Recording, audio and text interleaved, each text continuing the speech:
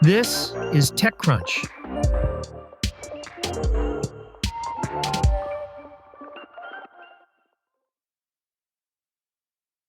Several current and former OpenAI researchers are speaking out over the company's first foray into social media. The Sora app, a TikTok-style feed filled with AI-generated videos and a lot of Sam Altman deepfakes. The researchers airing their grievances on X seem torn over how the launch fits into OpenAI's nonprofit mission to develop advanced AI that benefits humanity.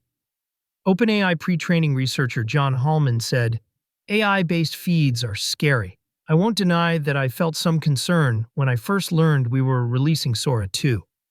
That said, I think the team did the absolute best job they possibly could in designing a positive experience. We're going to do our best to make sure AI helps and does not hurt humanity."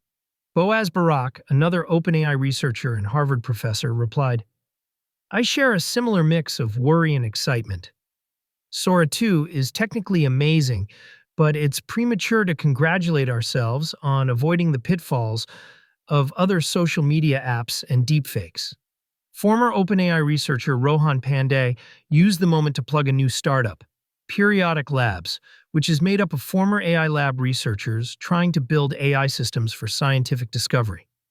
If you don't want to build the infinite AI TikTok slot machine, but want to develop AI that accelerates fundamental science, come join us at Periodic Labs. There were many other posts along the same lines. The Sora launch highlights a core tension for OpenAI that flares up time and time again.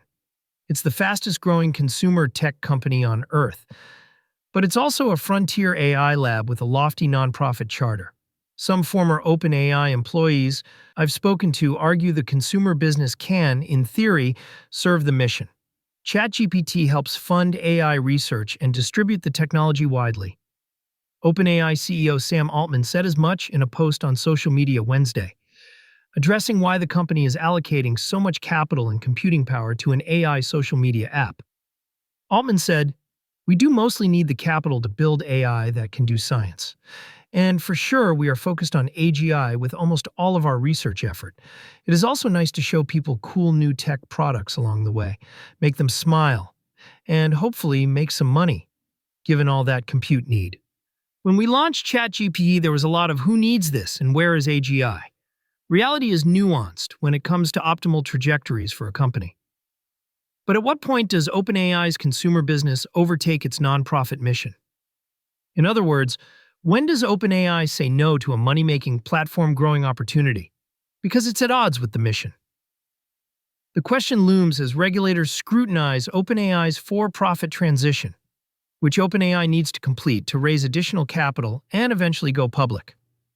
California Attorney General Rob Bonta said last month that he is particularly concerned with ensuring that the stated safety mission of OpenAI as a nonprofit remains front and center in the restructuring. Skeptics have dismissed OpenAI's mission as a branding tool to lure talent from big tech.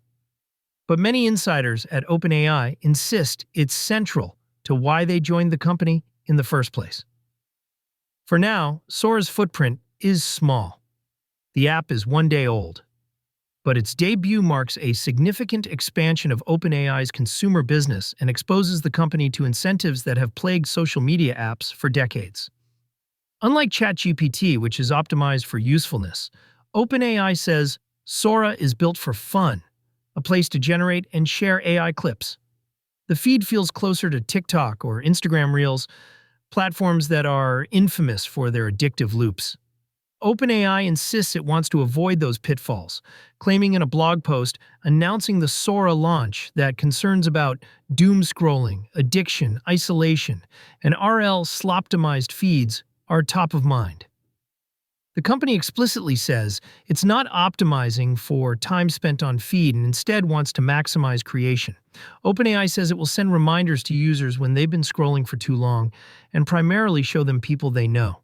That's a stronger starting point than Meta's Vibes, another AI-powered short-form video feed released last week, which seems to have been raced out without as many safeguards. As a former OpenAI policy leader, Miles Brundage points out that it's possible there will be good and bad applications of AI video feeds, much like we've seen in the chatbot era. Still, as Altman has long acknowledged, no one sets out to build an addictive app. The incentives of running a feed and guide them to it. OpenAI has even run into problems around sycophancy in ChatGPT, which the company says was unintentional due to some of its training techniques.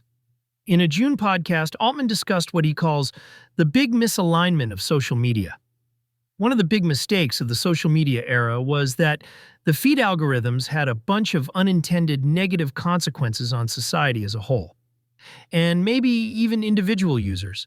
Although they were doing the thing that a user wanted, or someone thought users wanted in the moment, which is to get them to, keep spending time on the site. It's too soon to tell how aligned the Sora app is with its users or OpenAI's mission. Users are already noticing some engagement-optimizing techniques in the app, such as the dynamic emojis that appear every time you like a video. That feels designed to shoot a little dopamine to users for engaging with a video. The real test will be how OpenAI evolves Sora. Given how much AI has taken over regular social media feeds, it seems plausible that AI-native feeds could soon have their moment. Whether OpenAI can grow Sora without replicating the mistakes of its predecessors remains to be seen. That's it from TechCrunch. For more tech stories like this, go to TechCrunch.com.